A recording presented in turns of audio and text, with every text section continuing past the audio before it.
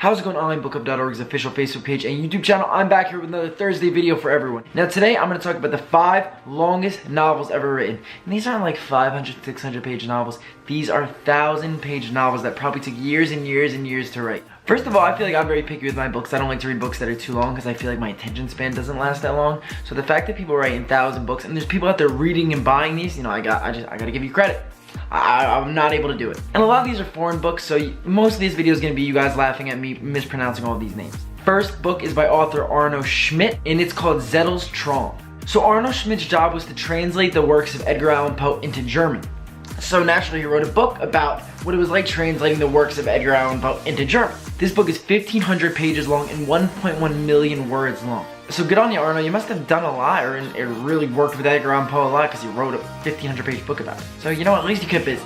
Number 2, and oh my god, I'm gonna butcher this one so bad. So the book has 2 names. It's either Der Mann ohne Eigenschaften or Man Without Qualities. I'm gonna stick with the Man Without Qualities. This novel, which is written in 3 separate books, is a story of ideas. It takes place during the last few days of the Austro-Hungarian monarchy of 1913. That's something I know absolutely nothing about, so I have nothing more to say about that. Author is Robert Musil. Robert actually died before the book was completed, so he never got to get his fame and fortune for writing such a long book. Sorry, Bob, that's just how the cookie crumbles sometimes. You just die before you finish a 1,700 page book. Next up is Mission Earth by L. Ron Hubbard. Now it's almost 4,000 pages long and 1.2 million words. This is written as a 10-book series by the father of Scientology, the actual creator of Scientology.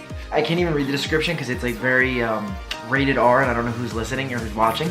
So I'm just gonna give you this, that each of the 10 books a part of this ginormous 4,000 page book were all bestsellers. So as interesting as the book was, a lot of people ended up buying. And like, I can't even describe the cover. I'll put it on the screen. It's so interesting. I really don't have words to describe what's going on in this cover. The 4,000 page book, I guess that'll do to describe what's going on the cover. The next one is like a French book, and I really, once again, cannot pronounce it, but you're gonna have fun watching me do so. I'm gonna try. Richard du Temps Perdu.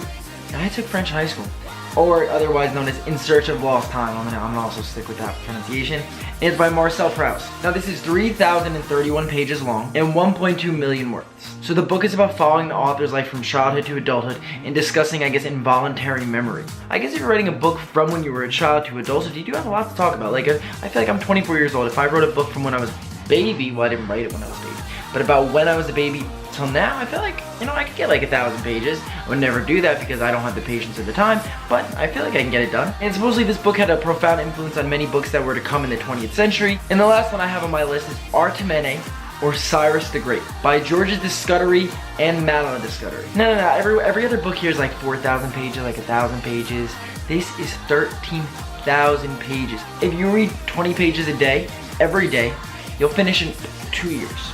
Imagine writing like a few pages a day, maybe even a paragraph a day. It would take years and years and years to complete. It's a romantic novel. Imagine 13,000 pages worth of romance. You never gotta watch The Notebook again. You just gotta read this book. You'll have no romance for the rest of your life. You probably won't even want to get married by the time you're done reading it. You probably can't get married because you wasted so much time reading this 13,000 page book. I actually don't know when it was released, but at the time it was released, according to this article, it was extremely popular. So people bought and read this 13,000 page book with over 2 million words. Can't even fathom how long that is. It's also available on the internet, so if you want to read it, you could find it today. I think if you read it, you'd probably have to miss out college and getting a real job, so probably be homeless, but you know what, good luck with that.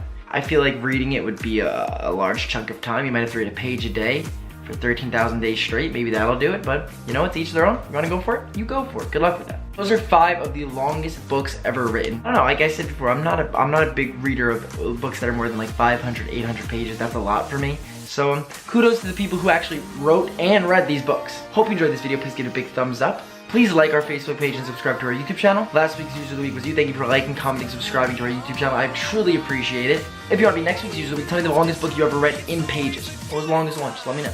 I'll see you guys next Thursday. Thanks for watching. Bye.